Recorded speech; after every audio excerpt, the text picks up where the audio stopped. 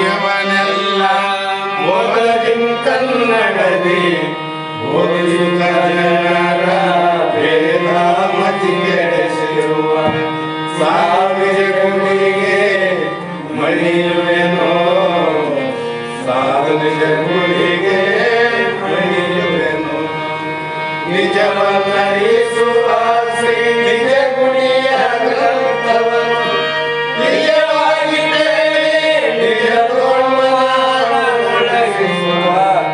ಸುಜನರಿಗೆ ನಿತ್ಯ ನಮಿಸುವೆನೋ ಸುಜನರಿಗೆ ನಿತ್ಯ ನಮಿಸುವೆನೋ ಬದ್ಧ ಜೀವರಿಗೆಲ್ಲ ಅದ್ವೈತ ಬೋಧಾಗಿ ಸುಂದರನ್ನಾಗಿ ಕೈಲಾಸಿ ಜಗಿಸಿದ್ದ ಸಿದ್ಧರುಡರಿಗೆ ನನ್ನಪ್ಪೇ ಸಿದ್ಧರುಡರಿಗೆ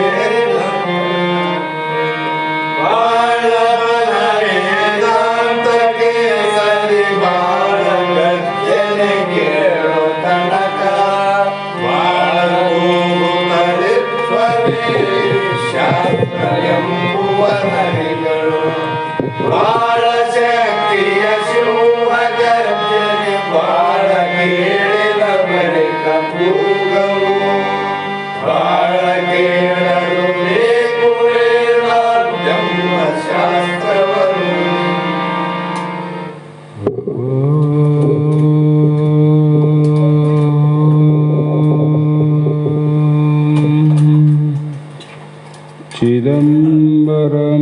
चिदम्बरमठाधीशं सिद्धारूढयतीश्वरं शिष्यप्रशिष्यरूपेण बोधकं गुरुमाश्रये यदङ्घ्रिकमलद्वन्द्वं तापत्रयनिवारणम् शान्तैक्यपदं देवं वन्दे सिद्धारूढमहं भजे जगदादि जगद्गुरु अद्वैत सार्वभौम सद्गुरु ಸಿದ್ಧಾರೂಢ ಮಹಾಸ್ವಾಮಿಗಳ ಶ್ರೀಪಾದಪದ್ಮಗಳಿಗೂ ಆರೂಢ ಜ್ಯೋತಿ ಸದ್ಗುರು ಶಿವಪುತ್ರ ಮಹಾಸ್ವಾಮಿಗಳ ಶ್ರೀಪಾದಗಳಿಗೂ ಶ್ರೋತ್ರಿಯ ಬ್ರಹ್ಮನಿಷ್ಠ ಬ್ರಹ್ಮಲೀನ ಸದ್ಗುರು ಬಸವಾನಂದರ ಚರಣ ಕಮಲಗಳಿಗೂ ಅನಂತ ದೀರ್ಘ ದಂಡ ಪ್ರಣಾಮಗಳನ್ನು ಸಮರ್ಪಿಸುತ್ತ ಸದ್ಗುರು ಸಿದ್ಧಲಿಂಗಪ್ಪ ತಾತ ಕಪದಲ್ ಇವರನ್ನು ಮನದೋಳು ಧ್ಯಾನಿಸುತ್ತ ತಮ್ಮೆಲ್ಲರಿಗೂ ವಂದಿಸುತ್ತ ಈ ದಿನ ಶ್ರೀಮದ್ ಭಗವದ್ಗೀತಾ ಎನ್ನುವ ಗ್ರಂಥದ 9ನೇ ಅಧ್ಯಾಯದ 32ನೇ ಶ್ಲೋಕ 32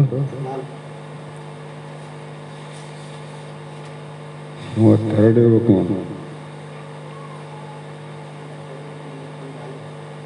ಅದ್ಯಾವ 34ನೇ ಶ್ಲೋಕ ಇಂದಿನ ಆಧಾರದ ವಿಷಯ.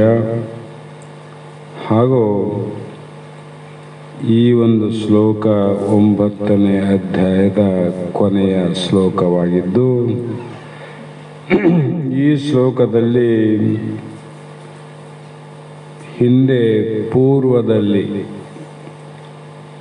ಮನುಷ್ಯ ದೇಹವನ್ನು ಪಡೆದ ಅನೇಕ ಜನರು ಆತ್ಮಜ್ಞಾನದ ಫಲದಿಂದ ತಮ್ಮ ಜನ್ಮವನ್ನು ಸಾರ್ಥಕ ಮಾಡಿಕೊಂಡವರು ಉಂಟು. ಹಿಂದೆನೂ ಕೂಡ ಎಷ್ಟೋ ಮನುಷ್ಯರು ಮಾನವ ದೇಹವನ್ನು ಧರಿಸಿ ಅದರಲ್ಲಿ ಕೆಲವು ಜನ ಆತ್ಮಜ್ಞಾನವನ್ನು ಸಾಧಿಸಿ ಯಾವುದಕ್ಕಾಗಿ ಈ ಜನ್ಮ ಮನುಷ್ಯ ಕುಲದ ಜನನದ ಲಾಭವಾಗುವುದು ಅಂತ ನಿಜಗುಣದ ಪ್ರಶ್ನೆಗೆ ತಕ್ಕಂತೆ ಆರು ನಾನೆಂದು ಅರಿಯುವುದು. ಅದನ್ನೇ ತಿಳಿದುಕೊಂಡು ಎಷ್ಟೋ ಜನ ಮುಕ್ತರಾಗಿದ್ದಾರೆ ಅಂತ ನಮಗೆ ಇತಿಹಾಸಗಳು ಹೇಳ್ತಾವೆ. ಇಲ್ಲ ಅಂತ ಹೇಳಿದ್ರೆ ಇಲ್ಲರಿ ಆಗಲಿಕ್ಕೆ ಸಾಧ್ಯ ಇಲ್ಲ ಅಂದರೆ ಅತಿ ದುರ್ಲಭವಾದ ಮಾನವ ದೇಹ. ಮನುಜತ್ವ ಮುಮುಕ್ಷತ್ವ ಮಹಾಜನ ಆಶ್ರಯಂ ಬಹು ದುರ್ಲಭ ಅಂದರು. ಮಾನವ ದೇಹವನ್ನು ಧರಿಸಿ ಬರಬೇಕಾಗಿದ್ದರೆ ಇದು ಬಹಳ ಜನ್ಮದ ಪುಣ್ಯ ಪಾಪಗಳ ಫಲನೇ ವಿನ ಸಾಮಾನ್ಯ ಫಲದಿಂದ ಈ ಮನುಷ್ಯ ದೇಹ ಬಂದಿಲ್ಲ. ಅಂದಾಗ ಇಂಥ ದೇಹದಲ್ಲಿ ಮನುಷ್ಯರಲ್ಲಿ ಆತ್ಮಜ್ಞಾನ ಸಾಕ್ಷಾತ್ಕಾರ ಮಾಡಿಕೊಂಡು ಮುಕ್ತರಾಗಲಿಕ್ಕೆ ಸಾಧ್ಯ ಇದೆ ಅಂತ ಹಿಂದಿನವರ ಇತಿಹಾಸ ಹೇಳ್ತಾವೆ. ಅದಕ್ಕಾಗಿ ಈಗಲೂ ಕೂಡ ಮಾನವ ದೇಹ ಬಹಳ ದುರ್ಲಭವಾದದ್ದು ಬಂದ ಮೇಲೆ ಇದೇ ವಿಷಯವನ್ನು ಶ್ರುತಿಯಲ್ಲಿ ಕೂಡ ಇಹಚೇವ ವೇದಿ ನಥಾ ಸತ್ಯಮಸ್ತಿ ನ ಚೇದಿ ಹಾವೇದ್ಮಿ ಅಹತಿ ವಿನಷ್ಟಿ ಅಂತ ಹೇಳಿದಾಗ ಪವಿತ್ರವಾಗಿರ್ತಕ್ಕಂಥ ಈ ಜ್ಞಾನ ಭೂಮಿಯಲ್ಲಿ ಭಾರತ ಯಾಕೆ ಪ್ರಸಿದ್ಧಿ ಆಗಿದೆ ಅಂದರೆ ಜ್ಞಾನಕ್ಕಾಗಿ ಪ್ರಸಿದ್ಧಿಯಾದಂಥ ಭೂಮಿ.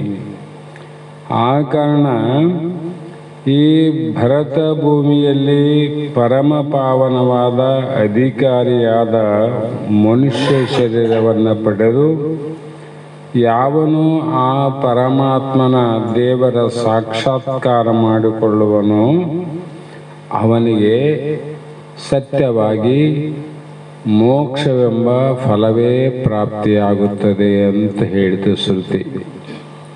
ಏನು ಪ್ರಾಪ್ತಿ ಆಗ್ತದೆ? ಮೋಕ್ಷವೇ ಪ್ರಾಪ್ತಿಯಾಗುತ್ತದೆ. ಆದರೆ ಅಧಿಕಾರಿಯಾಗಬೇಕು ವಿನಃ ಅನಧಿಕಾರಿಯಾದರೆ ಅವನಿಗೆ ಮೋಕ್ಷ ಫಲ ಪ್ರಾಪ್ತಿಯಾಗೋದಿಲ್ಲ. ಹಾಗಾಗಿ ಯಾವನು ಪುನಃ ಅಂಥ ವ್ಯಕ್ತಿ ಪುನಃ ಅಂತಾರಲ್ಲ, ಮೇಲಿಂದ ಮೇಲೆ ಜನನ ಮರಣ ರೂಪವಾದ ಸಂಸಾರವನ್ನೇ ಪಡೆದುಕೊಳ್ಳುವನು ಅನಧಿಕಾರಿ. ಅವನಿಗೇನಪ್ಪ ಫಲ ಅಂದರೆ ಪುನಃ ಈಗ ಇದರಿಂದ ಏನಾಯಿತು ಅಂದರೆ ಮನುಷ್ಯ ದೇಹವನ್ನು ತೊಟ್ಟು ಬಂದಂಥ ನಾವೆಲ್ಲರೂ ಲೆಕ್ಕಕ್ಕೆ ಬಾರದಷ್ಟು ಗಣಿತಕ್ಕೆ ಸಾಲದಷ್ಟು ಸಾಕೆನಿಸದ ಸವಿಯದ ಬೇಕೆನಿಸದ ಜೋಕೆಗುಂದದ ಶಂಭುಲಿಂಗವಾದ ಏಕಸುಖವ ಆಹಾ ಅಂತ ಆಶ್ಚರ್ಯಪಟ್ಟಾರ. ಅಂಥ ಅಳತೆಗೂ ಸಿಗಲಾರದಂಥ ಗಣಿತಕ್ಕೂ ಲೆಕ್ಕ ಮಾಡೋಕ್ಕೆ ಅಸಾಧ್ಯವಾದಂಥ ಯಾವ ಪರಮಾನಂದವನ್ನು ಪಡಿಬೇಕಾಗಿತ್ತೋ ಅದನ್ನು ಅನಧಿಕಾರಿಯಾಗಿ ಪಡೀಲಿಲ್ಲ ಅಂದರೆ ಯಾವುದು ಗಣಿಸಲಾರದಷ್ಟು ಲೆಕ್ಕಕ್ಕೆ ಬಾರದಷ್ಟು ಆನಂದ ಏನಿತ್ತು ನಿನಗೆ ಲೆಕ್ಕಕ್ಕೆ ಬಾರದಷ್ಟು ದುಃಖ ಆಗ್ತದಂದ್ರು. ಅದಕ್ಕೆ ಅವರು ಅಲ್ಲಿ ಹೇಳಿದ್ದು 100,000 ಕೋಟಿಗಳುಂಟು ಶಂಕರ. ನಾವಿದು ತಪ್ಪಿತು ಅಳಿತಂದ್ರೆ ಲೆಕ್ಕ ಮಾಡಲಷ್ಟು ದುಃಖ ಬರ್ತಾವ. ಯಾಕಂದ್ರೆ 1, 2, 3, 84 ಲಕ್ಷ ಯೋನಿಗಳಲ್ಲಿ ಬಂದೆ ದುಃಖವನ್ನ ಉಂಡೆ ಅಂದರು. ಅಷ್ಟು ಜನ್ಮಗಳಲ್ಲಿ ನಾವು ದುಃಖವನ್ನು ಅನುಭವಿಸ್ಬೇಕಾಗ್ತದೆ. ಅವ ಲೆಕ್ಕ ಮಾಡಿ ಹೇಳ್ತಾರೇನು, ಈ ಶರೀರದಲ್ಲಿ ಹಿಂದೆ ಆದಂಥ 50 ವರ್ಷದ ದುಃಖಗಳೇ ಕೆಲವು ನೆನಪಿಲ್ಲ, ಕೆಲವು ಸುಖಗಳು ನೆನಪಿಲ್ಲ ಅಂದಾಗ ಅಷ್ಟು ಲಕ್ಷ ಕೋಟಿ ಜನ್ಮಗಳಲ್ಲಿ ಪುನರಪಿ ಜನನಂ ಪುನರಪಿ ಮರಣಂ ಅಂತ ದುಃಖಗಳವಲ್ಲ, ಲೆಕ್ಕ ಮಾಡಲಿಕ್ಕೆ ಬಾರದಷ್ಟು. ಅಂದರೆ ಎರಡು ನಿನ್ನ ಕೈಯಿಲ್ಲ ನೋಡು. ಲೆಕ್ಕಕ್ಕೆ ಬಾರದಷ್ಟು ದುಃಖವನ್ನು ಪಡಿಬಹುದು, ಲೆಕ್ಕ ಮಾಡಲಿಕ್ಕೆ ಸಾಲದಂಥ ಆನಂದವನ್ನು ಪಡಿಬಹುದು. ಯಾರಿಗೆ ಸಾಧ್ಯ ಇದು ಅಂದರೆ ಮಾನವನಿಗೆ ಅಂತ ಹೇಳಿದ್ರು ನೋಡ್ರಿ, ಮಾನವನಿಗೆ. ಹಾಗಾಗಿ ಈ ಅಧ್ಯಾಯದ 9ನೇ ಅಧ್ಯಾಯದ ವಿಷಯಗಳನ್ನು ಇಲ್ಲಿಯವರೆಗೂ ಶ್ರೀಕೃಷ್ಣ ಭಗವಂತ ಅರ್ಜುನನಿಗೆ ಬೋಧಿಸಿ ಈ ಒಂದು ಕೊನೆಯ ಶ್ಲೋಕದಲ್ಲಿ ಮನ್ಮನಃ ಭವ ಮದ್ಭಕ್ತ ಮಧ್ಯಾಜಿ ಮಾಂ ನಮಸ್ಕರೋ ಮಾಂ ಏವ ಏಪೇಕ್ಷಿ ಯುಕ್ತ್ಯಾ ಏವಂ ಆತ್ಮಾನಂ ಮತ್ರಾಯಣ ಅಂತ ಈ ಪದ್ಯದಲ್ಲಿ ಕೇವಲ ಏನು ಮನ್ಮನ ಅಂದರೆ ನಾನು ಹೇಗಿದ್ದೇನೆಂದರೆ ಕೇವಲ ಅಂದರೆ ಅಲ್ಲಿ ಮತ್ತೊಂದು ಯಾವುದು ಇಲ್ಲವೋ ಅದು ಕೇವಲ ಆಗ್ತದೆ. ಅದರಲ್ಲಿ ಮತ್ತೊಂದು ಇರಬಾರದು ನೋಡ್ರಿ, ಅದು ಕೇವಲ. ಈಗ ಜಗತ್ತಿನಲ್ಲಿ ಒಂದು ಆದಂದ್ರೆ ಜಗತ್ತಿನಲ್ಲಿ ಇನ್ನೊಂದು ಮತ್ತೊಂದು ಬಹಳಷ್ಟು ಆವ.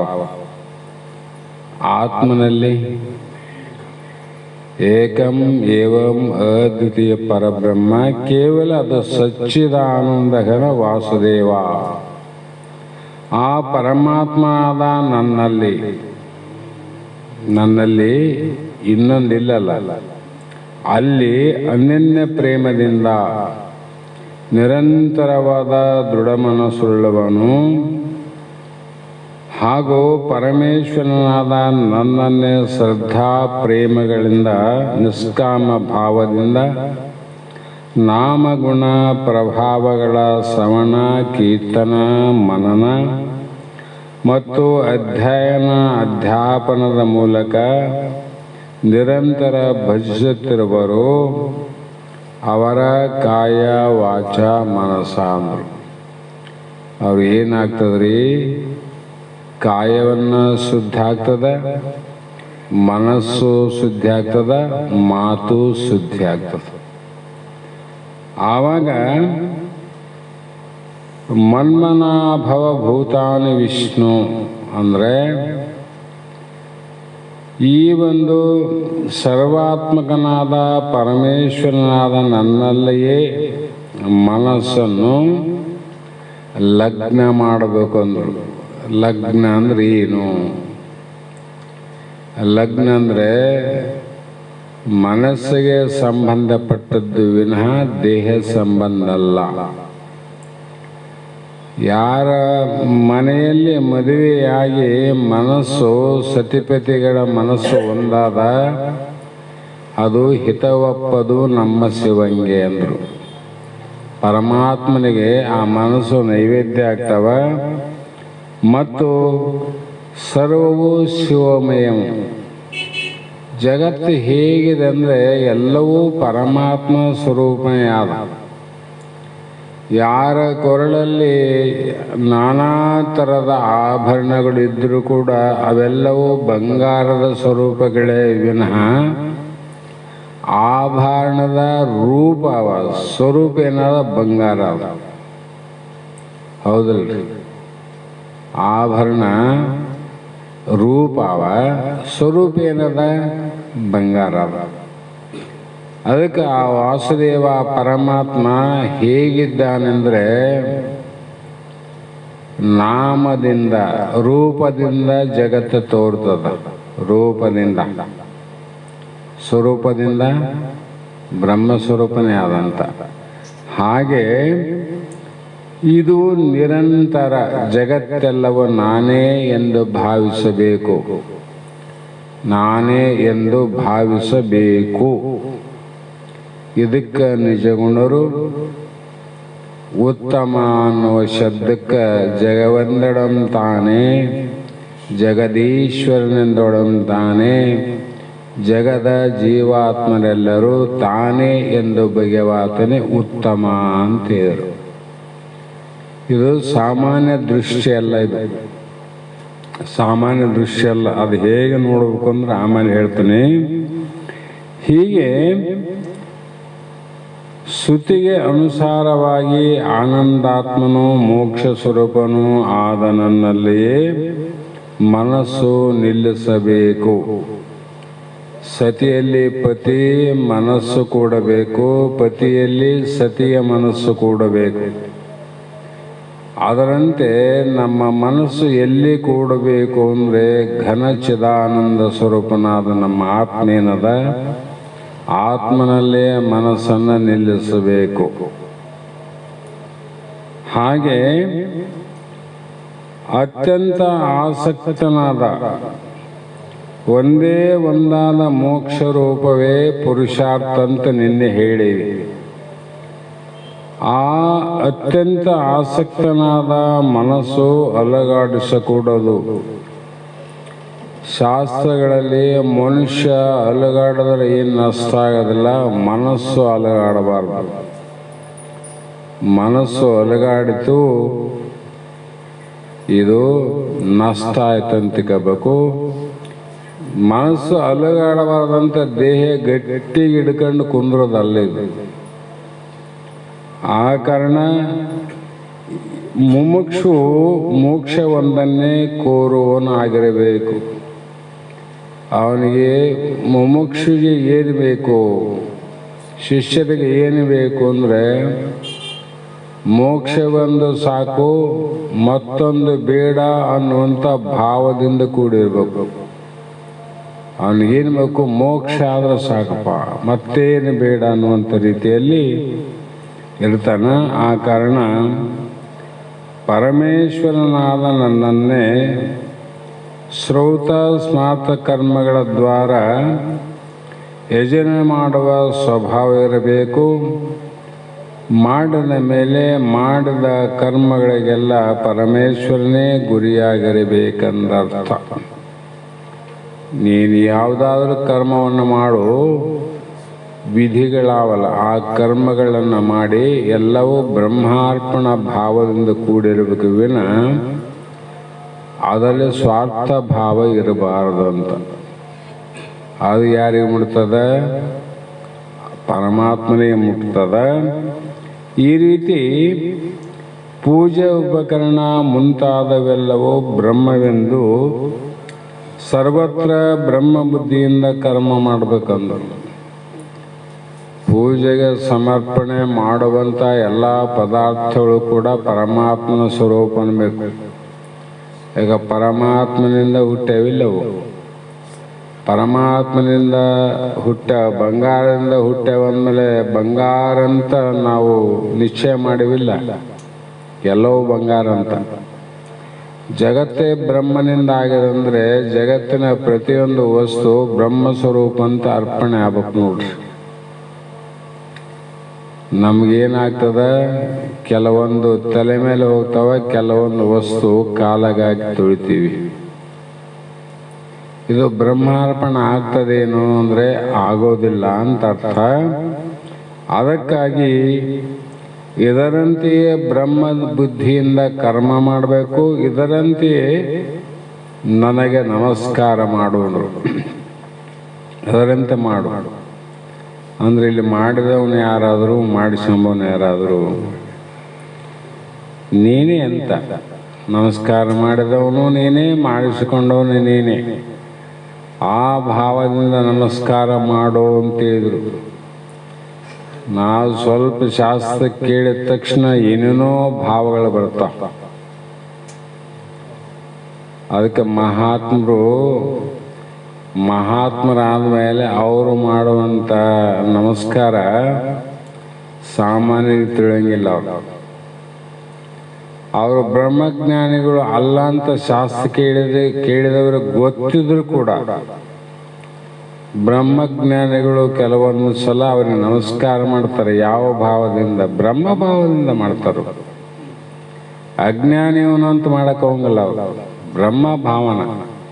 ಅದಕ್ಕಾಗಿ ಅವರಿಗೆ ಅವನ ಮಾಡಿದ್ದು ತಪ್ಪು ಅನ್ನಂಗಿಲ್ಲ, ಇನ್ನೊಬ್ಬರಿಗೆ ಮಾಡಿದ್ದು ಶ್ರೇಷ್ಠ ಅನ್ನಂಗಿಲ್ಲ. ಸಮರ್ಪಣಾ ಭಾವ. ಹೀಗೆ ಅಶ್ವಚಂಡಾಲ ಗೋಕರಂ ಅಂದರೆ ಅಶ್ವವನ್ನು, ಚಾಂಡಾಲನನ್ನು, ಗೋವನ್ನು, ಕುದುರೆಯಾಗಲಿ ಕತ್ತೆಯಾಗಲಿ ಭಗವದ್ಭಾವನೆಯಿಂದ ನೋಡಿ ನಮಸ್ಕಾರ ಮಾಡಬೇಕು.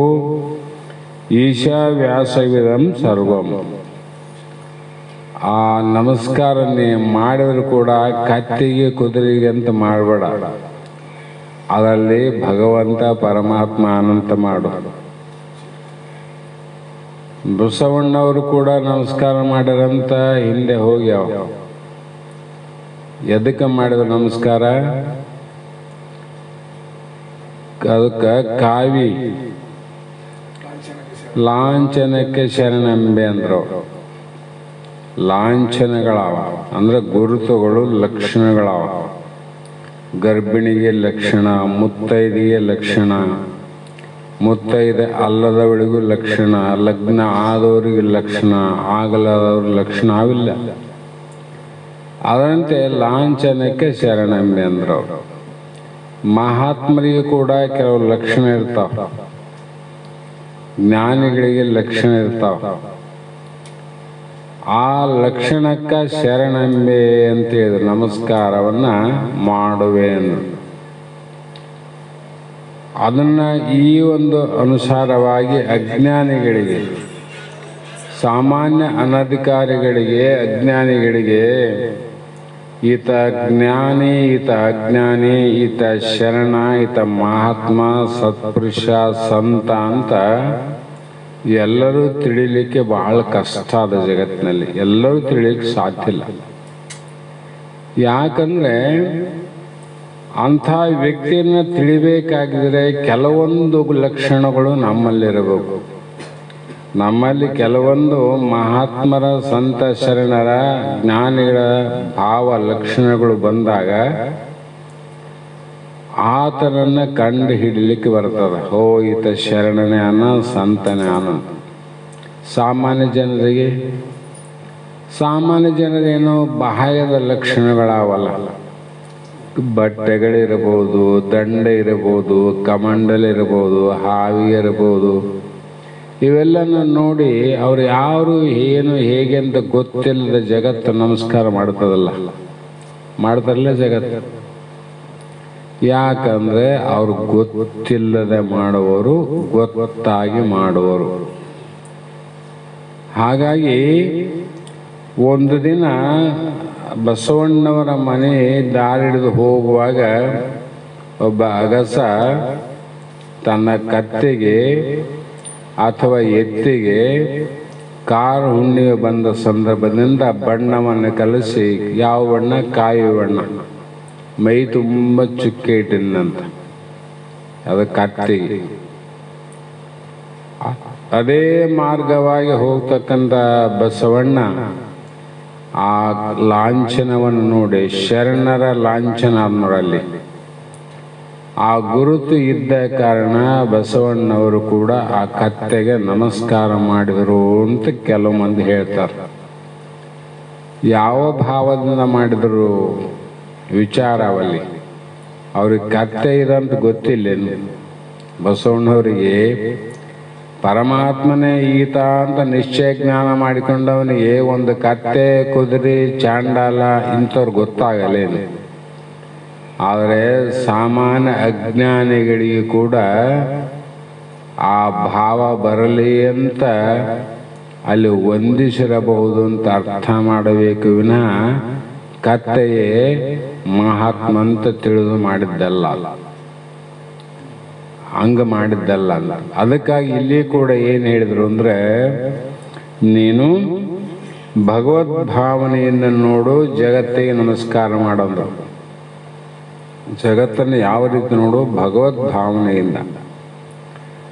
ಅದಕ್ಕೆ ಮುಂದೆ ಅದೇ ಮಹಾತ್ಮರು ಎಲ್ಲವನ್ನು ಕಿತ್ತು ಹಾಕ್ಯಾರ. ಜ್ಞಾನಕ್ಕೆ ಹೋದ ಕಿತ್ತು ಹಾಕ್ಯಾರಿಲ್ಲ, ಹಿಂದನೂ ಕಿತ್ಯಾರ. ಯಾಕಂದ್ರೆ ಸಮಸ್ತವು ಪರಮಾತ್ಮನ ಎಂದು ಭಾವಿಸಿ ಸರ್ವಸ್ವರೂಪನಾದ ನನಗೆ ನಮಸ್ಕಾರ ಮಾಡಬೇಕು, ಅಥವಾ ಮಾತಾ ಪಿತೃ ಗುರು ದೇವತೆಗಳನ್ನು ಪರಮಾತ್ಮನೆಂದು ತಿಳಿದು ನಮಸ್ಕರಿಸಬೇಕು. ಯಾರಿಗೆ? ಪಿತೃ, ಮಾತೃ, ತಂದೆ, ತಾಯಿ, ಗುರು ದೇವತೆಗಳನ್ನ ಪರಮಾತ್ಮ ಸ್ವರೂಪನಂತೆ ನಮಸ್ಕಾರ ಮಾಡು. ಮತ್ತು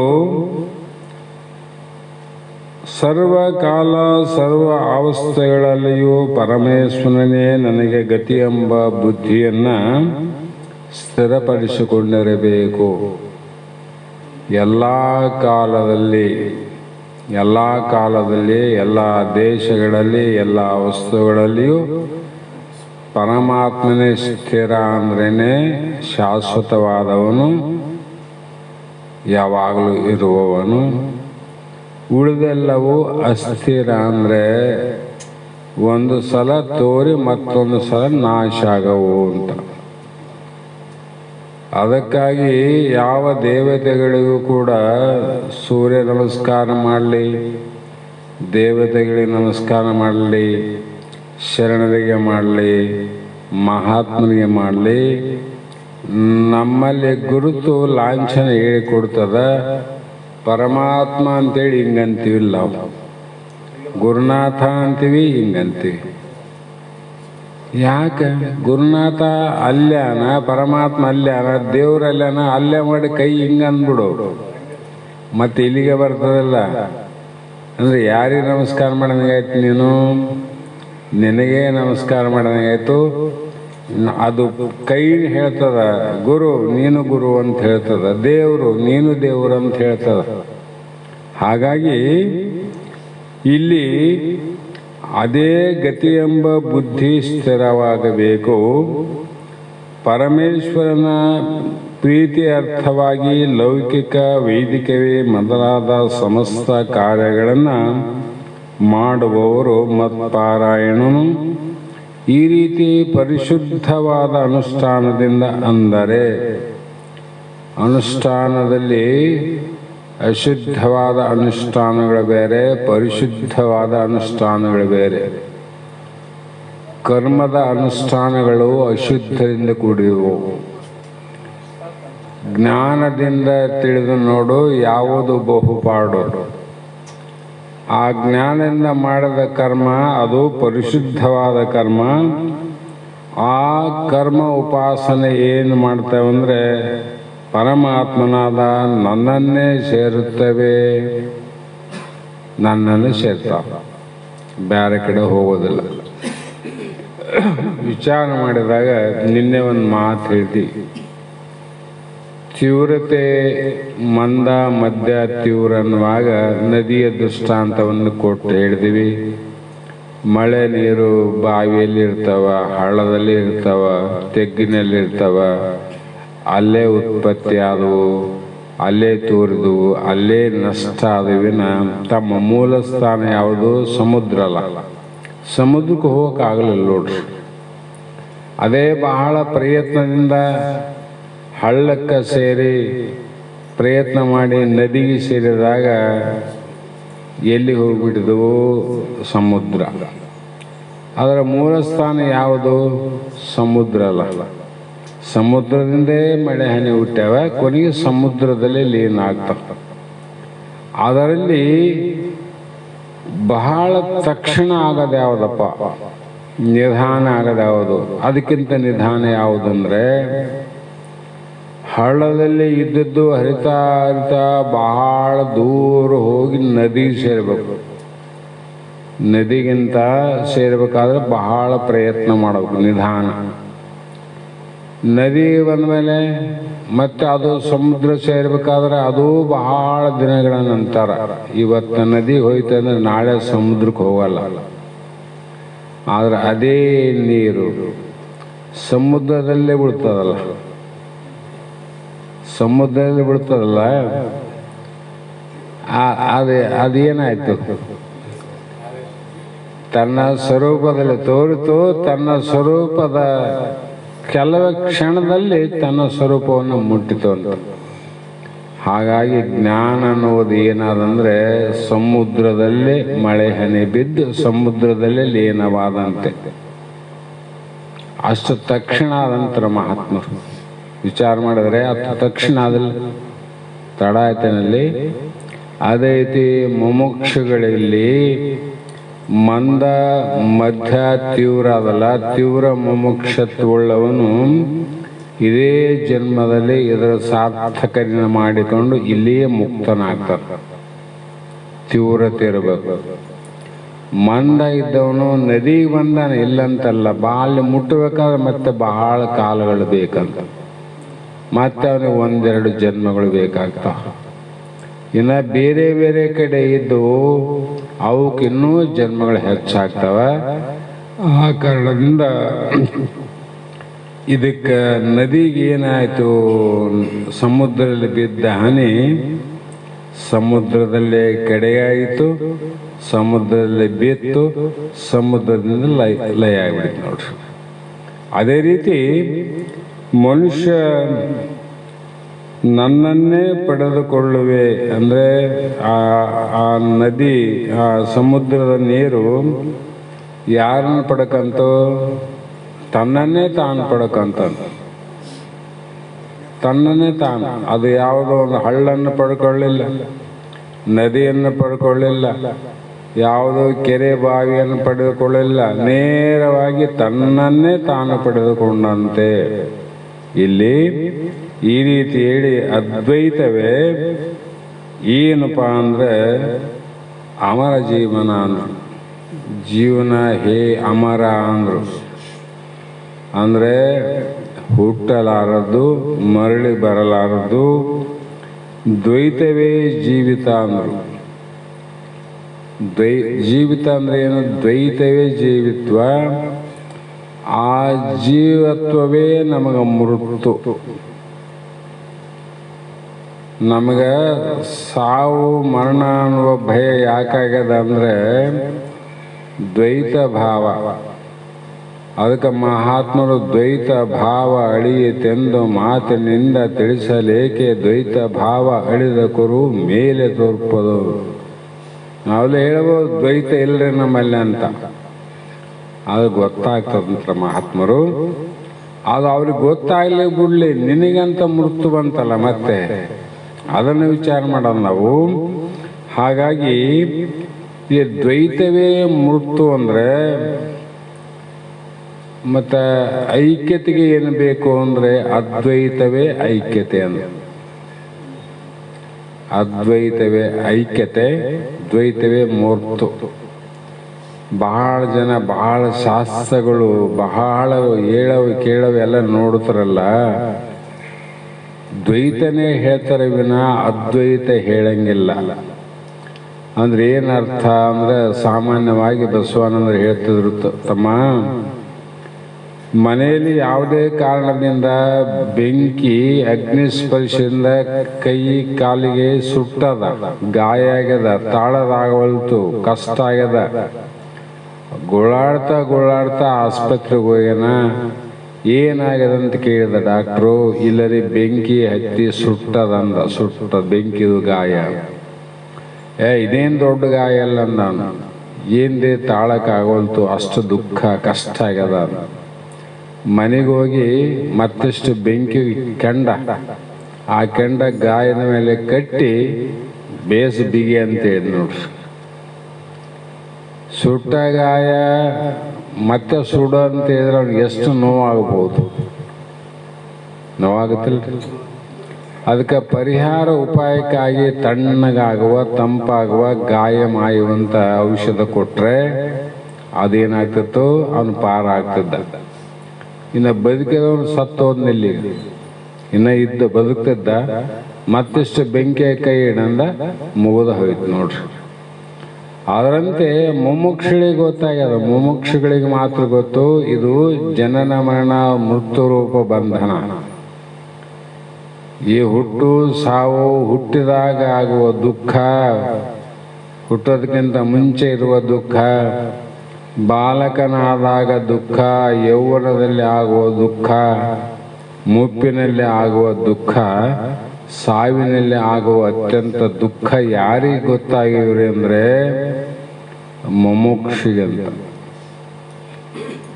ಅಂಥವನಿಗೆ ಗೊತ್ತಾದ ಮೇಲೆ ಸದ್ಗುರುನಾಥನಲ್ಲಿ ಬಂದ. ಅವನು ಸುಟ್ಟದಕ್ಕೆ ಅಲ್ಲಿಗೆ ಹೋದ. ಈ ಭವರೋಗ ವೈದ್ಯನಲ್ಲಿಗೆ ಬಂದನ. ಹೌದಿಲ್ಲ? ಈ ದುಃಖ ಸಹಿಸಲಾರೆ ಭಗವಂತ ಪರಮಾತ್ಮ. ಈ ಜನನ ಯಾಕ, ಇದು ದುಃಖ ಯಾಕ, ಇದು ಮರಣ ಯಾಕ, ಬಾಲ್ಯಾವಸ್ಥೆ ಯಾಕ, ಯೌವನ ಯಾಕ, ಮುತ್ತುವೆ ಯಾಕ, ವೃದ್ಧಾಪ್ಯ ಯಾಕ ಅಂತ ಹಲವು ವಿಚಾರ ಇಟ್ಟುಕೊಂಡು ಇವು ಯಾಕ ನನಗೆ ಬಂದವ, ಇದು ಬರಲಿಕ್ಕೆ ಕಾರಣ ಏನು, ಇದಕ್ಕೆ ಪರಿಹಾರ ಏನು, ಸೈರಿಸಲಾರೇನು, ನನಗೆ ತಡಿಲಿಕ್ಕೆ ಆಗೋದಿಲ್ಲ ಗುರುನಾಥ್ ಅಂತ ಯಾರು ಬಂದಾರ ಅವ್ರಿಗೆ ಮತ್ತೆ ದ್ವೈತವನ್ನೇ ಬೋಧ ಮಾಡಿದರೆ ಏನಾಗ್ತದ, ಬೆಂಕಿ ಕಟ್ಟಿದಂಗೆ. ಮತ್ತೆ ದ್ವೈತದಿಂದನೇ ಬಂದವ. ಮತ್ತೆ ಈಗ ಐಕ್ಯ ಬೇಕಾಗಿತ್ತು ಅಂದ್ರೆ ಅದ್ವೈತ ಹೇಳಬೇಕಿಲ್ಲ. ಆ ಭಾವರೋಗ ಇವತ್ತೆಲ್ಲ ನಾಳೆ ನಿವೃತ್ತಿ ಆಗ್ತಾವ. ಆದರೆ ಪೂರ್ಣ ಶಾಂತಿಯನ್ನ ಯಾವುದರಿಂದ ಪ್ರಾಪ್ತಿಯಾಗ್ತದಂದ್ರೆ ಅದ್ವೈತದ ಐಕ್ಯತೆಯಿಂದನೇ ಪೂರ್ಣ ಅಥವಾ ಪರಮಶಾಂತಿ ಆಗ್ತದೆ ವಿನ ದ್ವೈತದಿಂದ ಅಲ್ಪ ಶಾಂತಿ ಆಗ್ಬೋದು, ಪೂರ್ಣ ಶಾಂತಿ ಆಗೋದಿಲ್ಲ. ಯಾಕಾಗೋದಿಲ್ಲ? ಅದರಲ್ಲಿ ಪೂರ್ಣ ಶಾಂತಿನೇ ಇಲ್ಲಲ್ಲ, ಅದರಲ್ಲಿ ಇಲ್ಲ. ಈಗ ಮೊದಲು ನೀವೆಲ್ಲ ನೋಡಿ ನಿಮ್ಗೆ ಗೊತ್ತಿರ್ತಾವ, 5 ಪೈಸೆ ಕೊಟ್ರೆ ಒಂದು ಐಸ್ ಕ್ರೀಮ್ ಕೊಡೋದು ಕಡ್ಡಿವು. 5 ಪೈಸೆ ಕೆಂಪಗಿರವು, ಅದ್ರಾಗ 10 ಪೈಸೆದು ಸ್ವಲ್ಪ ಬ್ಯಾರೆ ಇರ್ತದು. ಆ ಐಸ್ ಕ್ರೀಮ್ ಮೇಲೆ ಫಸ್ಟಿಗೆ ತಿನ್ನೋ ಕಾಲಕ್ಕೆ ಏನಾಯ್ತಂದ್ರೆ ಸಿಹಿ ರುಚಿ ಅನಿಸ್ತದ. ಸ್ವಲ್ಪ ಹೋದಾಗಲೇ ಅದು ಬರೀ ಸಪ್ಪು ಇರ್ತದೆ ನೋಡ್ರಿ, ಸಪ್ಪಗಾದಿಲ್ಲ. ಅದರಂತೆ ದ್ವೈತದ ಏನು ವಿಚಾರಗಳವ ಅವೆಲ್ಲವು ಐಸ್ ಕ್ರೀಮ್ ನೆಕ್ಕಿದಾಗ ನೋಡು. ಮೊದಲು ಸುಖ ಅನ್ನಿಸ್ತಾವ, ಅವೇ ನಿನಗೆ ದುಃಖ ಆಗ್ತಾವ. ಹಾಗಾಗಿ ಇದಕ್ಕೆ ವಿರುದ್ಧವಾಗಿ ದ್ವೈತವು ಭಿನ್ನ ಮತ, ಬಿಕ್ಕಟ್ಟುಗಳ ಮೂಲಕ ಅಶಾಂತಿ ಕಾರಣ ಆಗೋದು. ಬೆಂಕಿ ಕಟ್ಟಿದ್ರೆ ಮತ್ತೆ ದುಃಖಕ್ಕೆ ಕಾರಣ ತಂದು ನೋಡು. ಮತ್ತೆ ಈಗ ಏನು ಮಾಡವ ನೀನು? ಅದ್ವೈತಕ್ಕೆ ಶರಣಾತಿದ್ದು, ದ್ವೈತಕ್ಕೆ ಶರಣಾತಿದ್ದು. ನಿನಗೆ ರೋಗ ಬಂದಿತ್ತು ನಿಜವಾಗಿ ಅಂದ್ರೆ ನೀನು ಆಗಲೇ ಅದ್ವೈತಕ್ಕೆ ಶರಣಾಗ್ತಿದ್ದಿ. ಇಲ್ಲಿ ಹೇಳಿಕೊಡ್ತದ. ಕರ್ಮಕ್ಕೆ ಶರಣಾಗ್ತಾರಂದ್ರೆ ಇಲ್ಲೇ ಹೇಳಿಕೊಡ್ತದ, ಹಣೆ ಬರನೇ ಹೇಳಿಕೊಡ್ತದ. ದುಃಖ ಎಲ್ಲಿ ಅದ ಅಲ್ಲಿ ಸುಖ ಕೇಳಕೊಂಡಿದ್ದಿ. ಮತ್ತೆ ಇದು ದೊಡ್ಡ ಅಜ್ಞಾನ ಅಲ್ಲ. ಹಾಗಾಗಿ ಅದ್ವೈತ ಬಾಳೆಂದರೆ ಆಧ್ಯಾತ್ಮಿಕದ ಪವಿತ್ರ ಬಾಳಂದ. ಇದು ಪವಿತ್ರವಾದ ಬದುಕು ಯಾವುದು? ಅದ್ವೈತ. ಅದಕ್ಕೆ ಕೇಳ್ತಾರ ಮಹಾತ್ಮನ ಕೆಲವು ಕಡೆ ಈಗನು ಆರ ಆಚಾರ್ಯರಲ್ಲಿ ಸಂಪ್ರದಾಯ ಯಾವುದಂತ ಕೇಳ್ತಾರ ಅವರು. ಸಂಪ್ರದಾಯ ಹೇಳಿದ ತಕ್ಷಣ ಗೊತ್ತಾಗ್ತದೆ ಅವರಿಗೆ ಇದು ಮಧ್ವಾಚಾರ್ಯರದು ಅದೋ, ವಿಶಿಷ್ಟ ಅದ್ವೈತ ಅದೋ, ರಾಮಾನುಜಾಚಾರ್ಯರದು, ಮತ್ತು ಶುದ್ಧ ವೇದಾಂತ ಅದೋ, ಶಂಕರಾಚಾರ್ಯರು ಅಂತ ಅಲ್ಲೇ ಕಂಡಿಡಿದು ಅವು ಭಾಗ ಮಾಡಿಬಿಡ್ತಾರೆ ಬಲ್ಲವರು. ಇಷ್ಟೆಲ್ಲ ತಿಳಿದ್ರೂ ಕೂಡ ಕೆಲವು ಮಂದಿ ಬೆಂಕಿ ಸುಟ್ಟು ಗಾಯಕ್ಕೆ ಬೆಂಕಿ ಹಚ್ಚಿದವನ್ನ ಡಾಕ್ಟರ್ ಚಲೋ ಅಂತಾರಲ್ಲ, ಅದಕ್ಕೆ ಏನು ಮಾಡ್ತೈತಿ ಗೊತ್ತದ? ಸುಟ್ಟು ಗಾಯಕ್ಕೆ ಮತ್ತೆ ಬೆಂಕಿನೇ ಇಟ್ಟನ, ಮತ್ತೆ ಗಾಯ ಭಾಳ ಆಗ್ಯದ ಅಂತ ಅನುಭವ ಇದ್ರು ಮತ್ತೆ ಅದೇ ಡಾಕ್ಟರ್ ಚಲೋ ಅಂತಾರ. ಇದಕ್ಕೆ ಏನಂತ ಕರಿತಂದ್ರೆ ಪಾಪದ ಬಲ ತಾಂಡಾಡ್ತದಂತ. ಪಾಪದ ಬಲ. ಯಾಕಂದ್ರೆ ಇಷ್ಟು ನಿನಗ ಗೊತ್ತು ಆಗಿ ತಿಳ್ಕೊಂಡ್ರು ಕೂಡ ಅದು ಒಪ್ಪಲಿಕ್ಕೆ ಆಗ್ತಾ ಇಲ್ಲ ಅಂದ್ರೆ ಈ ಜನ್ಮಕ್ಕೆ ಬರೋದಕ್ಕಿಂತ ಮುಂಚಿತವಾಗಿ ಒಂದೇ ಜನ್ಮ ಅಲ್ಲ, ಹಲವು ಜನ್ಮಗಳ ಕರ್ಮಗಳನ್ನು ಮಾಡಿದ್ದೆ, ಹಲವು ಜನ್ಮಗಳಷ್ಟು ಮಾಡಿದ್ದೆ. ಈ ಜನ್ಮದಾಗ ಮುಗಿಲಿಕ್ಕೆ ಬರಲಾದಷ್ಟು ನೀನು ಮಾಡಿದ್ದಿ ಪಾಪ ಅಂತ ನಿನ್ನ ಅಲ್ಲಿ ಮುಂದೆ ಬಿಡಬಲ್ತು. ಯಾಕಂದ್ರೆ ಈ ಜನ್ಮಗಳನ್ನು ಯಾರು ಎತ್ತಬೇಕು? ಹಿಂದೆ ಮಾಡಿದ್ದಿಲ್ಲ, ಒಂದು ಜನ್ಮದಾಗ ಮುಗಿಲಾದಷ್ಟು ಮಾಡಿದ್ದೆ, ಅನೇಕ ಜನ್ಮವನ್ನು ಹುಟ್ಟಷ್ಟು ಮಾಡಿದ್ದೆ. ಹುಟ್ಟು ಸಾವು ಒಳಗಾಗಿ ಅದನ್ನು ಮುಗಿಸೋಕ್ಕೋಸ್ಕರವಾಗಿ ನೀನು ತಿಳಿದ್ರು ಕೂಡ ತಿಳಿಲಾರ್ದಂಗೆ ಮಾಡ್ತದಂದ್ರೆ ಅದು ಪಾಪನೇ ಅಡ್ಡ ಬರ್ತದೆ. ಅಡ್ಡ ಬರಕತ್ತ ಗೊತ್ತಾಗ್ತದೆ ಮಹಾತ್ಮರಿಗೆ. ಹಾಗಾಗಿ ನಾವು ಐಕ್ಯ ಮತದ ಅನಂತ ಮಹಾದಾನಂದ ಶಾಂತಿಯು ಅಮರ ಜೀವನವನ್ನು ಪಡೆಯೋದಕ್ಕಾಗಿ ಏನು ಮಾಡಬೇಕಪ್ಪ ಅಂದರೆ ಪ್ರತಿ ದಿನವೂ ಕೂಡ ನಾವು ಹೋರಾಡಬೇಕು. ಹೋರಾಡಬೇಕಂದ್ರೆ ಕೊಡ್ಲಿ ಬಿಡಿಗಿ ಖಡ್ಗ ತಗೊಂಡು ಜಗಳ ಆಡ್ಬೇಕಂತಲ್ಲ. ಪ್ರತಿದಿನ ಇದು ಹೋರಾಟ. ಈ ಕೇಳೋದೇನದ ಇದು ದೊಡ್ಡ ಹೋರಾಟ. ಸಾಮಾನ್ಯ ಅಲ್ಲ. ಮನಸ್ಸು ಒಂದು 5 ನಿಮಿಷ 10 ನಿಮಿಷ ಎಲ್ಲೇನ ಕೂಡು ಅಂದರೆ ಕೂಡಕ್ಕಾಗೋದಿಲ್ಲ. ಅಂಥದ್ದು 1-1.5 ತಾಸು ಹೋರಾಟ ಮಾಡ್ತದಂದ್ರೆ ಸಾಮಾನ್ಯ ಸಾಧನೆ ಅಲ್ಲ ಅಂತಿದೆ. ಇದು ನಿಜವಾದ ಹೋರಾಟ. ಹಾಗಾಗಿ ನಾವು ಪವಿತ್ರ ಉಪನಿಷತ್ ಪ್ರತಿಪಾದ್ಯನಾದ ಪರಂಜ್ಯೋತಿ, ಪವಿತ್ರ ಉಪನಿಷತ್ತುಗಳು ಬೇರೆ, ಅಪವಿತ್ರ ಉಪನಿಷತ್ತು ಬೇರೆ. ಅಪವಿತ್ರ ಅಂದರೆ ಕರ್ಮ ಉಪಾಸನ, ಪವಿತ್ರ ಅಂದರೆ ಜ್ಞಾನಕಾಂಡದ ಉಪನಿಷತ್ತುಗಳವಲ್ಲ 108. ಆ 108 ಉಪನಿಷತ್ತುಗಳಲ್ಲಿ ಮತ್ತೆ ದಶೋಪನಿಷತ್ತು ಆಚಾರ್ಯ ಶಂಕರರು ಈ ರೀತಿ ಅಲ್ಲಿ ಏನು ಪ್ರತಿಪಾದ್ಯವಾಗ್ಯದ ಅಂದರೆ ಪರಂಜ್ಯೋತಿ ಸ್ವರೂಪ ಪರಮಾತ್ಮ ಅಲ್ಲ ನೋಡು. ಪರಮಾತ್ಮ ಯಾವ ಜ್ಯೋತಿ ಕಾಣ್ತಾನ? ಜ್ಞಾನದ ಜ್ಯೋತಿಗೆ ಅಂದ್ರೆ. ಜ್ಞಾನದ ಬಲದಿಂದ ಅಜ್ಞಾನದ ಕೇಡಂದ್ರಿಲ್ಲ. ನಾವು ಈ ಜ್ಯೋತಿ ನೀನು 1,00,000 ಹಚ್ಚು, 2,00,000 ಹಚ್ಚು, ನೀ ನಂದಾದೀಪನ ಹಚ್ಚು, ನಂದುವ ದೀಪವನ್ನು ಹಚ್ಚು, ಇದೇನು ಕಾಣ್ತದಂದ್ರೆ ಬರೀ ಇದೇ ಕಾಣ್ತದ ವಿನ ಪರಮಾತ್ಮ ಕಾಣೋದಿಲ್ಲ. ನಮ್ಮ ಬಸವಾನಂದ ಮಹಾಸ್ವಾಮಿಗಳು ರಾಯಚೂರಾಗ ಅವ್ರ ಮಗನ ವಿದ್ಯಾಭ್ಯಾಸ ಮಾಡಿಸುವಾಗ ಅವರು ಕೂಡ ರಾಯಚೂರಲ್ಲೇ ಬಹಳ ದಿನ ಇದ್ರಂತ. ಅವೆಲ್ಲಾಪುರ ಆತ ಶಿವಣ್ಣ ಅಂತಿದ್ನೆಲ್ಲ, ಅವರ ಬಾಡಿಗೆ ಮನೆಯಲ್ಲೇ ಇದ್ರಂತೆ ಇವರು ಗುರುಗಳು. ಅಲ್ಲಿ ನಮ್ಮ ಇವರು ಸಂಘ ಅದ, ಮೊದಲಿಂದ ಅದ, ರೈಲ್ವೆ ಸ್ಟೇಷನ್ ಸಮೀಪ. ಅವರು ಬಿಳಿ ಸೀರೆಯವರು ಯಾರಲ್ಲ, ಅವ್ರ ಹೆಸರು ಏನಂತಾರೆ, ಬ್ರಹ್ಮಕುಮಾರಿ, ಈಶ್ವರಿ ಬ್ರಹ್ಮಕುಮಾರಿ ಅವರ ಸಂಸ್ಥೆ, ದೊಡ್ಡ ಸಂಸ್ಥೆ. ಭಾಳ ಜನ ಹೋಗೋರಲ್ಲಿ, ಗಂಡು ಮಕ್ಕಳು ಹೆಣ್ಮಕ್ಳು ಓದಿದ್ದೆ. ನಮಗೆ ಗೊತ್ತಿಲ್ಲ, ಆಮೇಲೆ ಗೊತ್ತಾದ. ಬಸವಾನಂದರು ಒಂದು ಸಲ ಸುಮ್ಮನೆ ಇಂಥಲ್ಲೇ ಹೋಗಾರ ಅವರು. ಉಳಿದ ಮಂದಿ ಹಂಗೆ ಹೋಟ್ಲದಾಗ ಚಾದ ಅಂಗಡಿಯಾಗ ಅಲ್ಲಿ ಇಲ್ಲಿ ಟೈಮ್ ಪಾಸ್ ಮಾಡ್ತಾರೆ. ಇವರು ಒತ್ತಗಮನ ಮಾಡ್ಬೇಕಾದ್ರೆ ಎಲ್ಲೆಲ್ಲಿ ಸತ್ಸಂಗ ಅದ, ಎಲ್ಲೆಲ್ಲಿ ಮಂದಿ ಅದ, ಅಲ್ಲೆಲ್ಲಿ ಹೋಗಿ ಕುಂದ್ರವ್ರು. ಇವರು ಹೋಗಿ ಗಂಡ್ಮಕ್ಳ ಸಾಲಲ್ಲಿ ಕುಂತಾರ. ಅವರು ಹೇಳುವಂಥವ್ರಲ್ಲ, ಅವರು ಗುರುಗಳೆಲ್ಲ ಹೇಳಿ ಹೇಳಿ ಈ ರೀತಿ ಧ್ಯಾನ ಮಾಡಿ ಕಣ್ಣನ್ನು ಮುಚ್ಚಿ ಇಷ್ಟು ನಿಮಿಷ ಆದಮೇಲೆ ತೆರೆದಬೇಕು. ತೆರೆದ ಮೇಲೆ ನಿಮಗೆ ಏನೇನು ಕಾಣ್ತದ ಕಂಡದ್ದನ್ನು ಸತ್ಯವಾಗಿ ನಾವು ಹೇಳಬೇಕು ಅಂತ ಹೇಳಿದ್ರಂತವ್ರು. ಆಯ್ತು ಪಾಪ, ಅವ್ರು ಮೊದಲಿಂದ ಪ್ರಾಕ್ಟೀಸ್ ಅದ ಮಂದಿಗೆ. ಬಸವನಂದ್ರು ಹೋಗಿ ಕುಂತಾರ. ಎಲ್ಲರೂ ಧ್ಯಾನ ಮಾಡಿ ಕಣ್ಣು ಮುಚ್ಚಿ ಕಣ್ಣು ತೆರೆದ ಮೇಲೆ ಒಬ್ಬೊಬ್ಬರನ್ನ ಕೇಳಿದ್ರಂತ, ನೀನೇನು ಕಂಡಿತು ಅಂದ್ರೆ ದೇವ್ರ ಕಣ್ಣಂಗಾಯ್ತು, ಲಕ್ಷ್ಮಿ ಕಣ್ಣಂಗಾಯ್ತು, ಪರಮಾತ್ಮ ಕಣ್ಣಂಗಾಯ್ತು. ಮತ್ತು ಒಬ್ರು ಹೇಳಿದ್ಮೇಲೆ ಸುರುವೆ, ಮತ್ತು ನಾನು ಬೇರೆ ಹೇಳಿದ್ರೆ ಸುಮಾರು ಆಗ್ತೀವಲ್ಲ. ಆಯಿತು, ಹಿಂಗೆ ಹಿಡ್ಕಂತ ಹೋಗ್ಕಲ್ಕ ಇವ್ರ ಪಾಳೆ ಬಂದವು ಬಸವಾನಂದರು. ಅವನು ಕೇಳಿದ್ರಂತ, ಮತ್ತು ಅವ ವಯಸ್ಸಿನ ಮಂದಿ. ಹೇಳ್ರಿ ನಿಮಗೇನು ಕಂಡಿತು ಅಂದರೆ, ನನಗೇನು ಮೊದಲು ಗೋಡೆ ಕಂಡಿತ್ತಲ್ಲ ಅದೇ ಗೋಡೆ ಕಾಣಕತ್ತೇವ ಅಂದ್ರಂತ.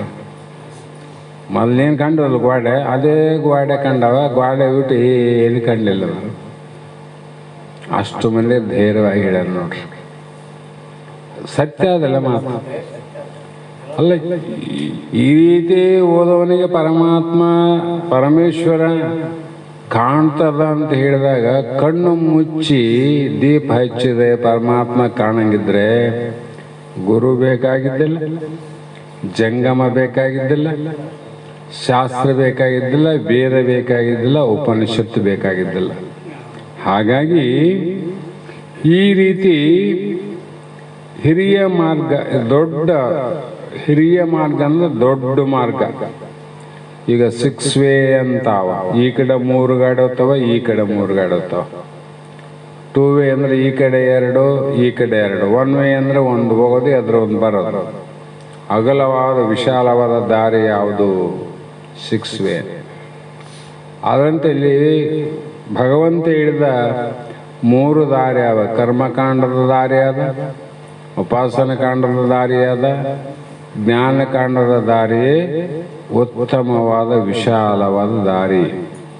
ಈ ಒಂದು ದಾರಿಯಿಂದ ಎಡರು ತೊಡರುಗಳಿಂದಲೂ ಪಾರು ಮಾಡಿ ಆ ಸಚ್ಚಿದಾನಂದ ಮೂರ್ತಿ ಯಾರು ಅಂದರೆ ಏಕಮಾತ್ರ ಅಂತರಾತ್ಮ ಸಾಕ್ಷಾತ್ಕಾರ. ಏಕಂದ್ರೆ ಒಬ್ಬನೇ, ಅಂತರ್ ಆತ್ಮ ಅಂದ್ರೆ ನಿನ್ನಲ್ಲಿ ದೇವರು ಪರಮಾತ್ಮ ಬೇರೆಲ್ಲ, ನನ್ನಲ್ಲಿ ಬೇರೆಲ್ಲ, ಎಲ್ಲರಲ್ಲಿ ಸಮತ್ವದಿಂದ ಸಮಭಾವದಿಂದ ಇರುವಂಥ ದೇವರೇ. ಅಂಥ ಪರಮ ಕರುಣಾಳು ಪರಮಾತ್ಮನ ಆಶೀರ್ವಾದ ಅಮೃತವು ನಮ್ಮ ಮೇಲೆ ಅನವರತ ಅಂದರೆ ಯಾವಾಗಲೂ ಸುರಿಯುತ್ತಿರಲಿ. ಸರ್ವರಿಗೂ ಅದ್ವೈತದ ಬ್ರಹ್ಮ ನಿಶ್ಚಯ ಆಗಲಿ ಅಂತ ಗ್ರಂಥಕರ್ತರೇ ಇಲ್ಲಿ ಅದ್ವೈತದ ಮಂಗಲವನ್ನು ಮಾಡ್ತಾರೆ. ಇಷ್ಟು ನಿಮಗೆ ಆಗ್ಲಪ್ಪ. ಹಾಗೆ ಇಲ್ಲಿಗೆ 9ನೇ ಅಧ್ಯಾಯದ ಮುಕ್ತಾಯದೊಂದಿಗೆ ಮೊದಲನೇ ಸಂಪುಟ ಇದು ಮುಗೀತು ಅಂತ. ಇಲ್ಲಿ ಮುಂದೆ 10ನೇ ಅಧ್ಯಾಯ ಇಲ್ಲಿ ಪ್ರಾರಂಭ.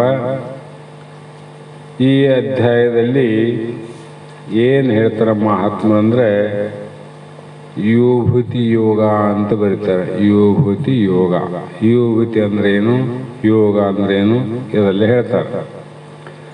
ನಮೋ ಭಗವತೆ ವಾಸುದೇವಾಯ, ನಮೋ ಭಗವತೆ ಶಿವಾನಂದಾಯ. ಯಾವಾಗಲೂ ಗ್ರಂಥಕರ್ತರ ನೇಮ ನೋಡ್ರಿ. ಶ್ರೀ ಗುರು ಶಂಭುಲಿಂಗಾಯ ನಮಃ. ನಿಜಗುಣರು ಅಧ್ಯಾಯಕ್ಕೂ ಗತಿಗೂ ಶ್ರೀ ಗುರು ಶಂಭುಲಿಂಗಾಯ ನಮಃ ಅಂತ ತಮ್ಮ ಗುರುಗಳ ಸ್ಮರಣೆಯನ್ನು ಮಾಡಿಕೊಂಡು ಅಲ್ಲಿ ಗ್ರಂಥ ಪ್ರಾರಂಭ ಮಾಡುವಾಗ ಇದು ಶ್ರೀಮದ್ ಭಗವದ್ಗೀತಾ ಪ್ರವಚನ 10ನೇ ಅಧ್ಯಾಯ ಯುಭೂತಿ ಯೋಗ. ಇಲ್ಲಿ ಪ್ರಾರಂಭದಲ್ಲಿ ಏನು ಹೇಳ್ತಾರಂದ್ರೆ ಮಹಾತ್ಮರು ಸತ್ವ ಸ್ಮರಣ ಸೌಖ್ಯಾನಿ ಭಾಸಂತೆ ಸರ್ವವಸ್ತುಷು ತಸ್ಮಾತ್ ಬ್ರಹ್ಮಮಯಂ ಜಗತ್ ಇತಿ ವೇದಾಂತ ಡಿಂಡಿಮಂ. ವೇದಾಂತ ಡಿಂಡಿಮದ ಒಂದು ಶ್ಲೋಕವನ್ನು ಇಲ್ಲಿ ತಗೊಂಡು ಉಪದೇಶ ಮಾಡ್ತಾರೆ. ಯುಭೂತಿ ಯೋಗ ಅಂದರೆ ಶೈವರು ಹಣೆಯಲ್ಲಿ ಧರಿಸುವ ಭಸ್ಮವೆಂದು ಸಂಕುಚಿತವಾದ ಅರ್ಥವನ್ನು ಮಾಡಬಾರದು. ಶೈವರು ಯುವತಿ ಹೆಸರಲ್ಲ, ಇದೇ ಯುವತಿ ಅಂತ ಅರ್ಥ ಮಾಡಿ ಅನರ್ಥಕ್ಕೆ ಹೋಗ್ಬೇಡ್ರಂದ್ರೆ ಅವರು. ಇದು ಭಸ್ಮ, ಬಹಿರಂಗದ ಭಸ್ಮ, ಅದು ಅಂತರಂಗದ ಚಿದ್ಭಸ್ಮ. ಚಿದ್ಭಸ್ಮ ಅಂತಾರ. ಆ ಚಿದ್ಭಸ್ಮದ ಧಾರಣೆ ಬಗ್ಗೆ ಇಲ್ಲಿ ಹೇಳ್ತಾರೆ ವಿನ ಹೊರಗಿನ ಭಸ್ಮದ ಧಾರಣೆ ಅಲ್ಲ, ಹಚ್ಚಬಾರದಂತೂ ಅರ್ಥ ಅಲ್ಲ. ನೀನು ಬಾಹ್ಯದಲ್ಲಿ ಹೊರಗಡೆ ನೀನು ಬೇಕಾದಷ್ಟು ಹಚ್ಚಿದೆ, ಇದು ಅಳಿಸಿ ಹೋಗುವಂಥ ಭಸ್ಮ, ನಾಶವಾಗುವಂಥ ಭಸ್ಮ. ಆದರೆ ಒಂದು ಸಲ ಹಚ್ಚಿದೆ ಅಂದರೆ ಅದು ನಾಶ ಆಗಬಾರ್ದು. ಅಂಥ ಭಸ್ಮವನ್ನು ನಾವು ಹಚ್ಚಬೇಕಾಗಿದೆ. ಆ ಭಸ್ಮ ಯಾವುದಪ್ಪ, ಅದು ಎಲ್ಲಿ ಅದ? ನಾವು ಅಲ್ಲಿದು ಶ್ರೇಷ್ಠ, ಈ ಭಸ್ಮ ಶ್ರೇಷ್ಠ, ಆ ಊರಲ್ಲಿ ಆ ಮಠದಲ್ಲಿ ಮಾಡಿದ ಶ್ರೇಷ್ಠ ಅಂತ ಹೇಳ್ತೀವಲ್ಲ, ತಪ್ಪಂತಲ್ಲ. ಹಚ್ಚರಿ, ಆದ್ರೆ ತಿಳ್ಕೊಳ್ರಿ, ಪ್ರತಿನಿತ್ಯ ನಾವು ಯಾಕೆ ಈ ಭಸ್ಮವನ್ನು ಹಚ್ಚುತ್ತೀವಿ ಅಂದರೆ ಪ್ರತಿನಿತ್ಯ ಕ್ಷಣ ಕ್ಷಣದಲ್ಲಿ ನಾಶ ಆಗ್ತದೆ. ಹೌದಾ ಇಲ್ಲ? ಅದಕ್ಕೆ ಬೆಳಗ್ಗೆ ಎದ್ದಿದ್ದು ತಾಸು ಬಿಟ್ಟಿರಂಗಿಲ್ಲ, ಮಧ್ಯಾಹ್ನ ಹಚ್ಚಿದ್ದು ರಾತ್ರಿ ಇರಂಗಿಲ್ಲ. ಇದು ಭಸ್ಮ, ಇದು ಸಂಕುಚಿತ ಸಾಮಾನ್ಯ ಜನರ ಅರ್ಥ ಅಂತಿತ್ತು. ಯುವತಿ ಎಂದರೆ ಮಹಾತ್ಮರ ದೃಷ್ಟಿಯಲ್ಲಿ, ವೇದಗಳ ದೃಷ್ಟಿಯಲ್ಲಿ ಸಂಪತ್ತು ಅಥವಾ ಐಶ್ವರ್ಯ ಅಂತ. ಸಂಪತ್ತು ಅದು ಐಶ್ವರ್ಯ. ಮತ್ತೆ ಆ ಸಂಪತ್ತು ಹೇಗಿರಬೇಕು, ಐಶ್ವರ್ಯ ಹೇಗಿರ್ಬೇಕಂದ್ರೆ ಕಳ್ಳರು ಕದಿಯದ, ನೀವು ಪದ್ಯಾಡ್ತಾರಲ್ಲ, ಅದು ನಾಶ ಆಗಲಾರದ ಸಂಪತ್ತಿಗೆ ಮಹಾತ್ಮರು ಸಂಪತ್ತು ಐಶ್ವರ್ಯ ಅಂತ ಕರೆದಾರ. ಆ ಸಂಪತ್ತು ನಾಶ ಆಗಲಾರದ ಐಶ್ವರ್ಯ ಎಲ್ಲಿ ಅಂದರೆ ಚರ ಅಚರ ಜಗತ್ತೆಲ್ಲವೂ ಪರಮೇಶ್ವರನ ಸ್ವರೂಪ ಅಂತ ಏನಾದ ಅದೆಲ್ಲವೂ ಪರಮೇಶ್ವರನ ವಿಭೂತಿ ಅಂದರು. ಪರಮಾತ್ಮನ ವಿಭೂತಿ ಹಚ್ಚಬೇಕು ವಿನಃ ಮನುಷ್ಯರು ಮಾಡಿದ ವಿಭೂತಿ ಸಂಕುಚಿತ ಭಾವದ ಅರ್ಥ, ಸಾಮಾನ್ಯ ಅರ್ಥ ಅಂತ. ಅವನೇನು ತಿಳಿಯಂಗಿಲ್ರಿ ಅಂತಾನಂತಲ್ಲ, ಅದ್ರಂಗೆ ಅರ್ಥ ತಿಳಿಯಂಗಿಲ್ಲ ಅಂತ ಅಂದ್ಬಿಡ್ರಿ ಅಂತ. ಹಾಗೆ ಈ ಅಧ್ಯಾಯದಲ್ಲಿ ಉಪಾಸಕರ ಉಪಾಸನೆಯ ಅನುಕೂಲಕ್ಕಾಗಿ ಕೆಲವು ಪ್ರಮುಖ ಪದಾರ್ಥಗಳನ್ನು, ಪ್ರಮುಖ ವ್ಯಕ್ತಿಗಳನ್ನು ಹೇಳಿ ಅವುಗಳಲ್ಲಿ ಪರಮೇಶ್ವರನು ವಿಶೇಷ ರೂಪವಾಗಿ ಪ್ರಕಾಶಿಸುತ್ತಾನೆಂದು ಪ್ರತಿಪಾದಿಸುತ್ತದೆ. ಆದ್ದರಿಂದ ಪರಬ್ರಹ್ಮ ಅದು ಇರುವಿಕೆ, ತೋರುವಿಕೆ, ಬೇಕಾಗುವಿಕೆ ಎಂಬ ಮೂರು ರೂಪದಿಂದ ಸರ್ವ ಪದಾರ್ಥಗಳಲ್ಲಿ ತುಂಬಿರುವುದರಿಂದ ಜಗತ್ತೆಲ್ಲವೂ ಬ್ರಹ್ಮಮೇವೆ. ಅಸ್ಥಿ ಭಾತಿ ಪ್ರಿಯ ಅಂತೀವಲ್ಲ, ಅದು ಇರಬೇಕು, ತೋರಬೇಕು, ಮತ್ತು ಅದು ಎಲ್ಲರಿಗೂ ಬೇಕಾಗಿರಬೇಕು. ಅದು ಅಸ್ಥಿ ಭಾತಿ ಪ್ರಿಯ. ಹೌದಲ್ರಿ? ಅದರಿಂದ ಬಂಗಾರ ಎಲ್ಲರಿಗೂ ಬೇಕಾಗಿರಿ, ಆಭರಣ ಒಬ್ಬರಿಗೆ ಬೇಕಾದ್ರೂ ಇನ್ನೊಬ್ರಿಗೆ ಬೇಕಾಗಿಲ್ಲ. ಹೌದಾ? ಅದೇ ಪ್ರಕಾರವಾಗಿ ವೇದಾಂತ ಡಂಗುರ ಆರೋಪಿತವಾದ ಸರ್ಪದಲ್ಲಿ ರಜ್ಜುವು ಸರ್ವತ್ರ ವ್ಯಾಪಕವಾಗಿರುವಂತೆ ಅಧ್ಯಸ್ಥನಾದ ಸರ್ವ ಪ್ರಪಂಚದಲ್ಲಿ ಅಧಿಷ್ಠಾನವಾದ ಪರಬ್ರಹ್ಮವು ಪ್ರಾಪ್ತವಾಗಿರುವುದೆಂದು ಪರಮ ಸತ್ಯ. ಆಭರಣವಾಗಲಿ ಬಂಗಾರ. ಅದರಂತೆ ಸಾಧಕನ ಮನಸ್ಸಿನಲ್ಲಿ ಶಕ್ತಿಯು ಪರಿಮಿತವಾಗಿದೆ. ಆದುದರಿಂದ ಪ್ರಾರಂಭದಲ್ಲಿ ಸರ್ವಂ ಕಲ್ವಿದಂ ಬ್ರಹ್ಮ ಎಂಬ ಮಹಾವಾಕ್ಯದ ಅನುಭೂತಿ ಆಗೋದಿಲ್ಲ. ಪ್ರಾರಂಭದಲ್ಲಿ ಏನಾಗ್ತದೆ? ಭಸ್ಮ, ಈ ಭಸ್ಮನೇ ಗೊತ್ತಿಲ್ಲ ಅವನಿಗೆ. ಕಾಣಲಾರ್ದ ಭಸ್ಮವನ್ನು ಭಸ್ಮ ಅಂತ ಹೇಳಿದ್ರೆ ಅಂಟಿರ್ತಾನೆ ಅಂತವನು. ಕಾಣುವ ಭಸ್ಮವೇ ಗೊತ್ತಿಲ್ಲ ಅವನಿಗೆ, ಅದನ್ನೇ ತಿಳ್ಕೊಂಡಿಲ್ಲ. ಕಾಣಲಾರ್ದು ತಿಳಿಬೇಕಾದ್ರೆ ಎಲ್ಲರಿಗೆಲ್ಲ. ಆದ್ದರಿಂದ ಇಲ್ಲಿ ವಿಭೂತಿ ಅಂದ್ರೆ ಏನು? ಭಕ್ತರಿಗೆ, ಉಪಾಸಕರಿಗೆ, ಧ್ಯಾನನಿಷ್ಠರಿಗೆ ಅನುಕೂಲವಾಗುವುದಕ್ಕಾಗಿ ಅನಂತ ಕೋಟಿ ವಸ್ತು ಸಮುದಾಯದಲ್ಲಿ ಕೆಲವು ವಸ್ತುಗಳನ್ನು ಬೇರ್ಪಡಿಸಿ ಅವು ಪರಮೇಶ್ವರನ ವಿಭೂತಿಗಳಂತ ಬೋಧಿಸಿರುವರು.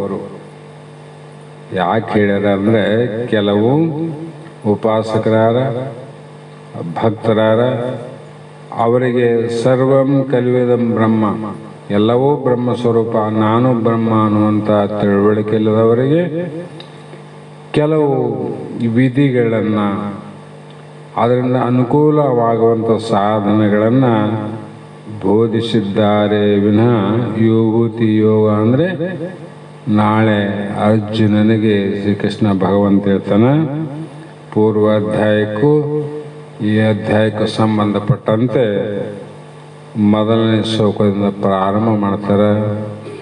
ಈ ವಿಚಾರವನ್ನು ಸಮಯ ಆದ ಕಾರಣ ಇವತ್ತಿನ ಶಾಸ್ತ್ರದ ಪುಷ್ಪಗಳನ್ನು ಗುರುಪಾದಕ್ಕೆ ಸಮರ್ಪಿಸಿ ನಾವು ನೀವು ಧನ್ಯರಾಗೋಣ. ಪ್ರಾರಂಭ ಮಾಡಿ. ಶಿವಾಯ ನಮೋ ಶಿವಾಯ ನಮೋ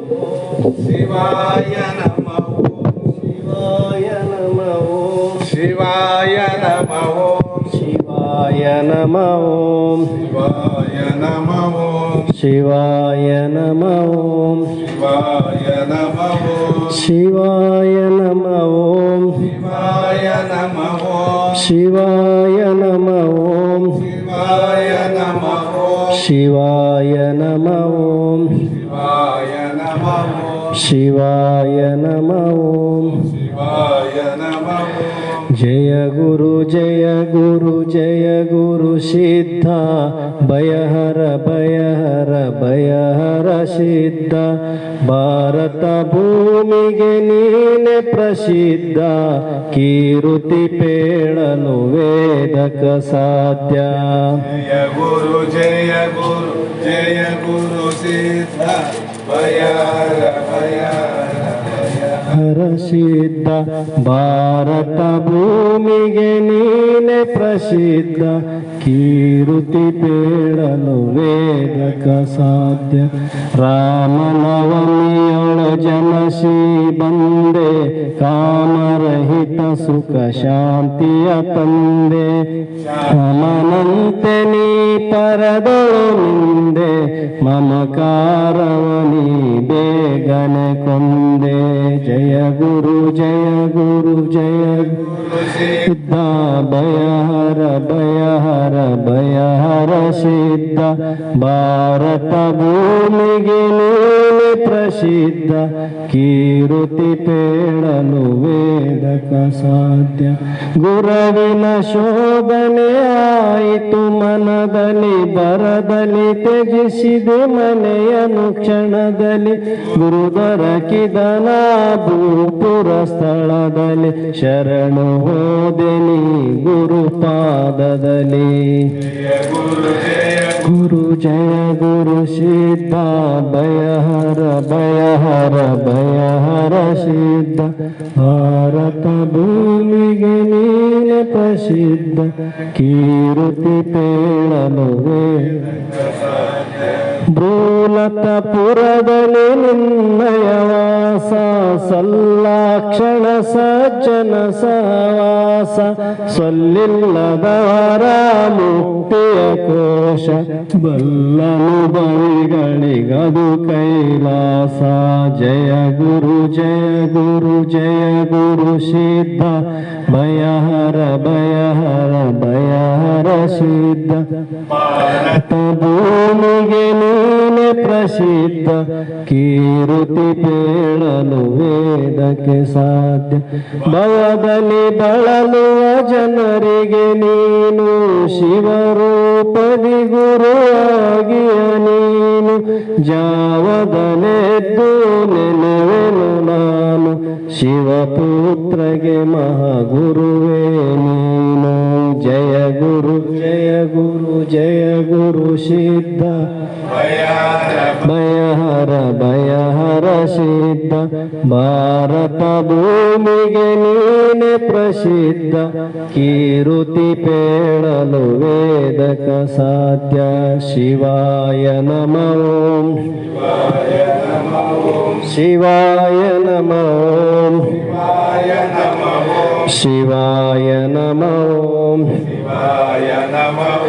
ಜೈ ಗುರು ಜೈ ಗುರು ಜೈ ಗುರು ಜೈ ಗುರು ಜೈ ಗುರು ಜೈ ಗುರು ಜೈ ಗುರುನಾಥ ಜೈ ಗುರು ಜೈ ಗುರು ಜೈ ಗುರು ಜೈ ಗುರು ಜೈ ಗುರು ಜೈ ಗುರು ಜೈ जय गुरु जय गुरु जय गुरुनाथ जय गुरु जय गुरु जय गुरुनाथ मंगलम गुरु शंकरानंद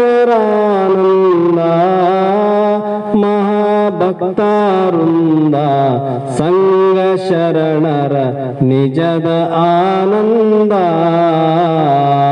ಮಂಗಲಂ ಗುರು ಶಂಕರಾನಂದ ಭಕ್ತಾರುಂದ ಸಂಗ ಶರಣರ ನಿಜದಾನಂದ ಮಂಗಲಮಯವಾದ ಜಡಿಗುರು ಸಂಗದಿಂದಲೇ ಸಕಲ ವೇದದ ಅಂಗಮಯನೆಂದೆನಸಿಕೊಂಡು ಭೃಂಗ ಕೀಟಕ ನ್ಯಾಯದಂದನೆ ಮಂಗಲಂ ಗುರು ಶಂಕರಾನಂದ ಭಕ್ತರುಂದ ಸಂಗ ಶರಣರ ನಿಜದ ಆನಂದ ಎಲ್ಲೋ ಜನಿಸಿ ಎಲ್ಲೋ ಆಶಿಸಿದೆ ಎಲ್ಲೆಲ್ಲೋ ತಿರಗಿ ಬಲ್ಲತನದಲ್ಲಿ ಬ್ರಹ್ಮ ಬೋಧಿಸಿದೆ ಎಲ್ಲ ಜನಸೆ ಎಲ್ಲೇ ವಾಸಿಸಿದೆ ಎಲ್ಲೆಲ್ಲೋ ತಿರುಗಿ ಬಲ್ಲತನದಲ್ಲಿ ಬ್ರಹ್ಮ ಬೋಧಿಸಿದೆ ಕಲ್ಲು ಹೃದಯದ ಕಾಲ ದೂತರ ಸಲ್ಲು ತಪ್ಪಿಸಿ ಸೆಳೆದು ಜನರ ಜನನ ಮರಣ ಬಾಧೆ ತೊಲಗಿಸಿ ಚಿನ್ಮಯಾತ್ಮ ಬೋಧೆ ನೆಲಸಿದೆ ಮಂಗಲಂ ಗುರು ಶಂಕರಾನಂದ ಭಕ್ತರುಂದ ಸಂಗ ಶರಣರ ನಿಜದ ಆನಂದ ಜನಸಿ ಬೆಳೆದ ಭೂಮಿಯಂತಿಯದೋ ಘನ ಮಹಿಮಾ ನಿಮಗೆ ಗುಣರಸಲೋಹಿದ ಸ್ವಾಮಿಯಂತವರೋ ಬೆಳೆದ ಭೂಮಿಯಂತಿಯದೋ ಘನ ಮಹಿಮಾ ನಿಮಗೆ ಗುಣರಸಲೋಹಿದ ಸ್ವಾಮಿಯಂತವರೋ ವ್ಯಾಸವರ ಗುರು ಶೇಷಾನಂದರ ಕಾಸ ವಿದ್ಯೆಯ ಕಲಿತು ಕೆಲ ದಿನ ಭೂಷಣಕ್ಕೆ ಭೂಷಣವನೆನಸಿ ವಾಸ ಮಾಡಿದಿ ಜಡಿಯ ಮಠದಲ್ಲಿ ಮಂಗಲಂ ಗುರು ಶಂಕರಾನಂದ ಭಕ್ತರುಂದ ಸಂಗ ಶರಣರ ನಿಜದ ಆನಂದ ವೇದಾಂತ ಒಡೆಯನೋ ಜಡಿ ದೇವಾನಿವನು ನುಡಿದ ತತ್ವಂ ಶಿಯ ವಾಕ್ಯವನು ವೇದಾಂತ ಬಡೆಯನೋ ಜಡಿ ದೇವಾನಿವನು ನುಡಿದ ತತ್ವಂ ಶಿಯ ವಾಕ್ಯವನು ಕರುಣೆಯಿಂದಲಿ ಸುರಿದಾಮೃತ ಕರ್ಣದಲ್ಲಿ ಕೃಪಾ ಮಾಡಿಕೊಂಡು ಪರಮಾಂಸನಾಗಿ ಭೂವರ ತರಣಿ ತಾರಿಪನೌಕಾದೀಶಗೆ ಮಂಗಲಂ ಗುರು ಶಂಕರಾನಂದ ಭಕ್ತಾರುಂದ ಸಂಗ ಶರಣರ ನಿಜದಾನಂದ ಸಂಗ ಶರಣರ ನಿಜದಾನಂದ ಓಂ ಚೈತನ್ಯಂ ಶಾಶ್ವತಂ ಶಾಂತಂ ವ್ಯೋಮಾತೀತಂ ನಿರಂಜನಂ ನಾರಬಿಂದು ಕಲಾತೀತಂ ತಸ್ಮೈ ಶ್ರೀ ಗುರವೇ ನಮಃ ಶ್ರೀಮದ್ ಜಗದ್ಗುರು ಸಿದ್ಧಾರೂಢ ಮಹಾರಾಜ್ ಕಿ श्री सद्गुरु शिवपुत्र स्वामी महाराज की श्री सद्गुरु बसवानंद स्वामी महाराज की श्री सद्गुरु अनिल महाराज की सकल साधु संत महाराज की जय मंगलम जय नमः पार्वती शिव हर महादेव।